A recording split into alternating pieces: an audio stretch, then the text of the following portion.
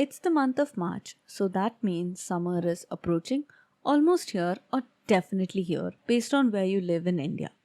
So, that said, here are some tips to keep your pets safe, hydrated, and summer ready.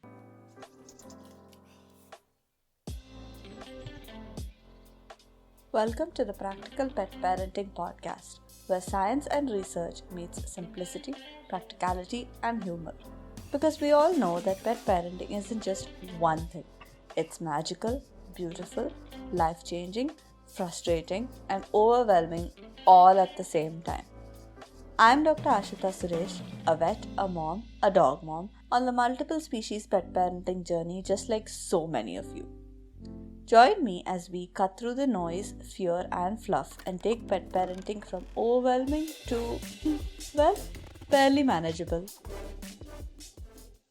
Firstly, the obvious. Make sure water is available. Even the most stubborn pets tend to drink more at this time anyway.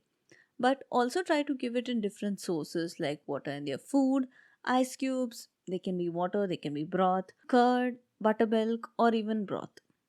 Keep multiple water bowls around the house so that they have free access to water. Next, walks always in the early morning and late evening only. Aside from the brutal temperature, the roads and pavements also tend to heat up, causing your pet's paws to burn. The best way to avoid this is by walking in the cooler hours. And while we're at it, same goes for feeding. Your pets may have an appetite decrease in the summer, and that's usually normal. You can encourage them to eat by feeding them in the cooler hours of the day. And again, keep liquids constantly available in the hotter part of the day. Next, cool corners. Try to make up a cool space or a room for them to weather out the hottest parts of the day. It can be an AC room, under the cot, or on a cooling mat. You can try to dampen the floor, but be wary. This might not work great if your pet is prone to skin infections due to dampness. Speaking of infections, summer is the time for skin infections and flare ups. So, if your pet suffers from seasonal skin issues, start using topical or even oral meds as suggested by your vet to get on top of it before it gets full blown. Also, tick prevention. It is summer and those nasty buggers are out. Please do get some form of prevention and protect your pets. Next, be aware of the signs of heat stroke. If your pet is excessively panting, along with some other signs, because let's face it, panting is common, along with other signs like drooling, lethargy, incoordination, and a high temperature, please do visit a vet immediately. Heat stroke is a true emergency and care should not be delayed. And lastly, grooming.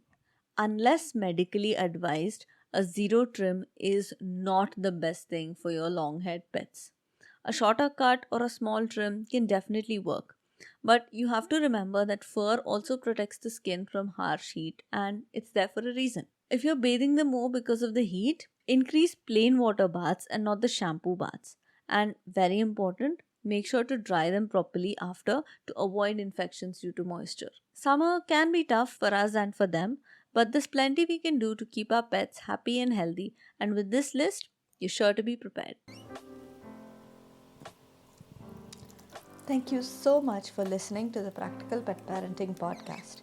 If you found this helpful, don't forget to follow, rate, or review. Whatever your podcasting app allows you to do it. You can also find me on Instagram at Indian Pet Vet and read more at practicalpetparenting.com. Much love to you and your pets, and see you next week.